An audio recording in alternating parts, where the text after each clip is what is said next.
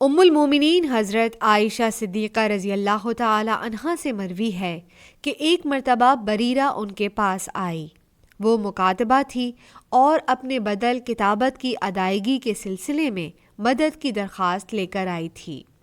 حضرت عائشہ رضی اللہ تعالی عنہا نے اس سے پوچھا، کیا تمہارے مالک تمہیں بیچنا چاہتے ہیں؟ اگر وہ چاہیں تو میں تمہارا بدلے کتابت ادا کر دیتی ہوں، لیکن تمہاری ولا مجھے ملے گی۔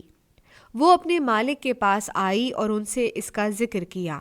وہ کہنے لگے کہ اس وقت تک نہیں جب تک وہ یہ شرط تسلیم نہ کر لیں کہ تمہاری وراثت ہمیں ملے گی۔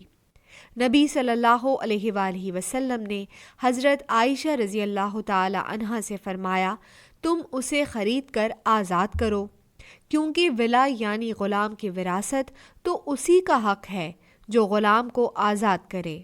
پھر نبی صلی اللہ علیہ وآلہ وسلم کھڑے ہوئے اور فرمایا، لوگوں کو کیا ہو گیا ہے کہ ایسی شرطیں لگاتے ہیں جو کتاب اللہ میں موجود نہیں ہے۔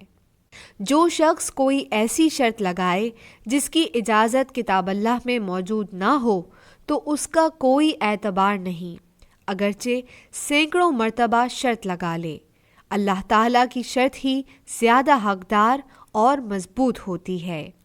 مسند احمد حدیث نمبر 23425۔